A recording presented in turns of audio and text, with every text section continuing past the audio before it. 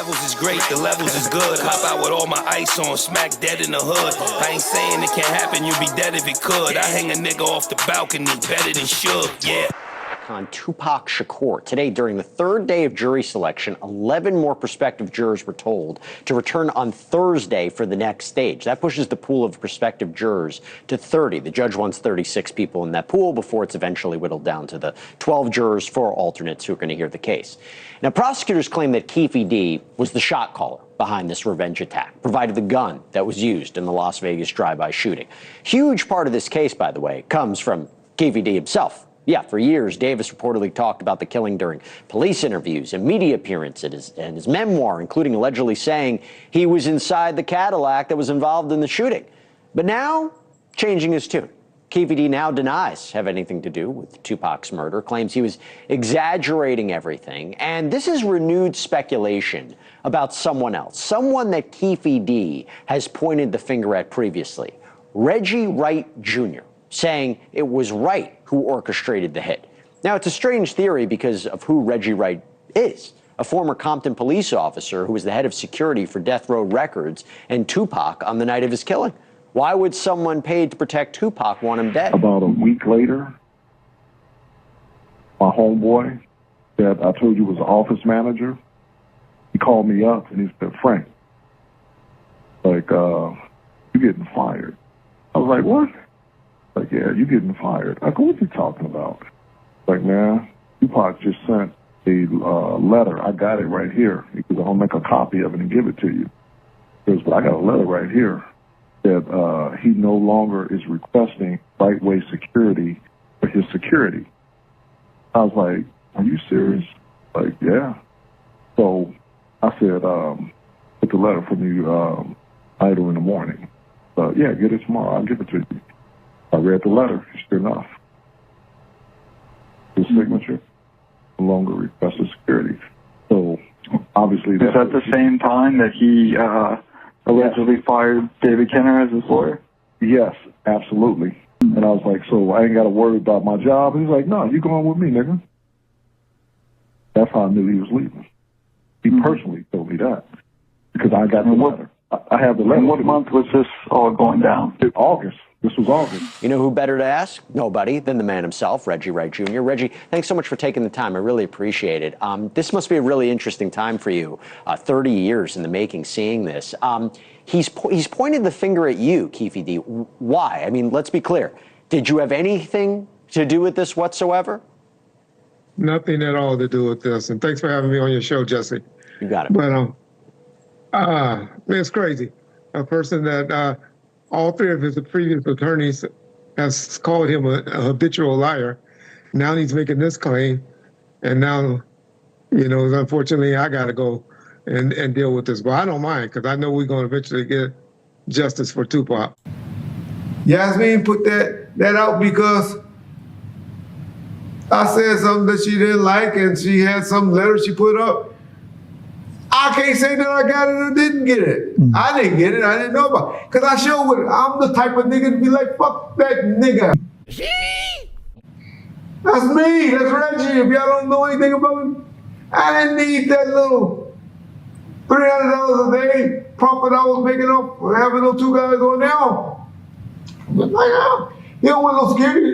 Let him, his homeboys do it. Let them run around. I hope he get arrested and they get arrested with guns on him so he's asking if I let him go back to jail. If that's all happened. Why did he even implicate you?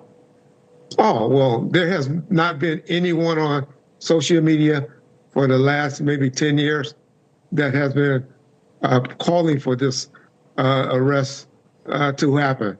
And he, you know, it bothers him that I have been on social media and just pointing this out. And there's another gentleman by the name of Mike Dorsey that started a petition and that submitted it to Vegas for this case to be open. And thank God that they eventually decided to open the case. And then now we see what happened. So when Keffe D was allegedly saying for all these years in book, the interviews, all this documentary, that he was involved, that he orchestrated it, but now he's saying that he was just exaggerating it, who do you believe? Which version? Oh, definitely the version of the book. The version that he said when he was facing 25 years to life. There was no money being offered for interviews or anything like that in 2008. And then he later gave in 2011 the same exact statements to law enforcement. Who do you think the shooter was? Because Keefe D originally said his nephew Orlando Anderson was the shooter. There's been other theories about that. Suge Knight says he knows who it was, but he says, we won't say who it was. Do you have a theory about who pulled the trigger? Well, Suge Knight used this as a weaponization. Whoever's he mad at the time is who he blames for having to do with the death of Tupac Shakur. He done named about 5 different people. And then he also said that Tupac's alive. So Tupac and Keefe D have one thing in common. They both are major liars. But it's hard to say. I believe Keefe D version about Orlando, but the other gentleman that said it on that side of the vehicle in the rear passenger seat, there's a slim chance. Possibly could have been. But as Keefe D said, Orlando took the gun that he gave to him, reached across, and fired.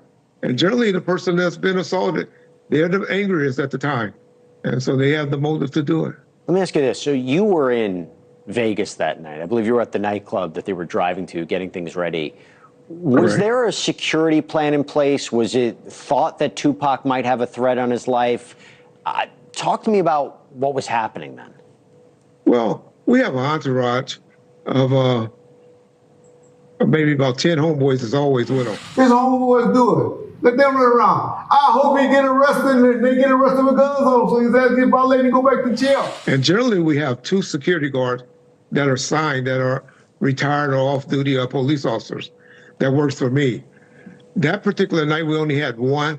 I had another gentleman that arrived late, and because he said he got a late arrest. I wasn't notified of it.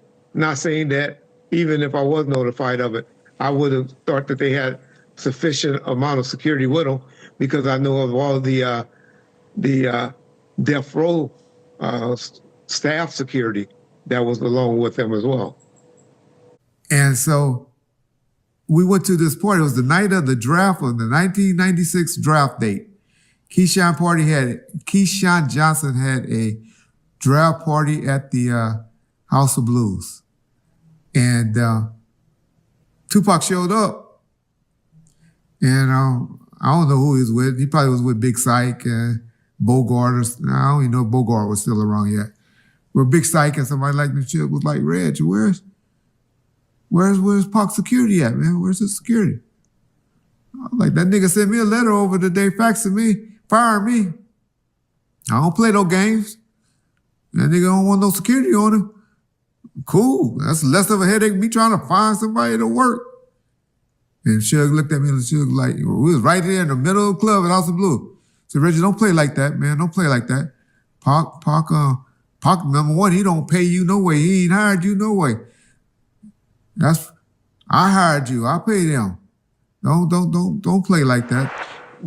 How did you find out Tupac was shot, by the way? By 2 gentlemen that came from the scene, ran up to me inside the nightclub and told me that, hey, Suge and Pac just got shot. They just got shot down the street. I didn't believe them. Yeah. But we had several police officers working the front door of the club, on duty Las Vegas police officers, and they started taking off. And there was an attorney with me by the name of George Calise that was standing right next to me, and he and I went and talked to the cops. They told them that Suge and then were down there, had just been shot, and myself and Mr. Calise and another one of my security guards jumped in the car and started heading that way, and eventually to the hospital. Were you ever questioned by investigators about what happened that night? No, sir. I went with Mr. Knight when he went down to be interviewed.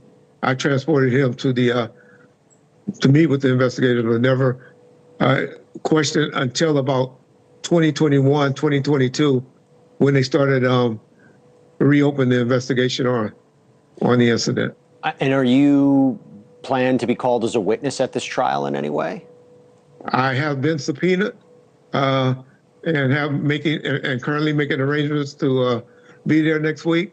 However, whether I get called or not is still up in the air, but they have subpoenaed me, and that's the plan. And just and let me just ask you this: do you plan to maybe take any legal action against Keefe D for his accusations? He's what you call judgment proof. What would that do for me? I'd love to see the justice for Tupac when the jury come back with their verdict. Well, listen, I know this is a tough time, right? I know you were close with Tupac. I know this is, over 30 years in the making, almost 30 years in the making. So listen, you got an open platform. Come back anytime you want to talk about the case. After you testify as well, we'd love to hear from you. And I really appreciate you taking the time, Reggie Wright. Thanks so much. Appreciate you for having me on your show.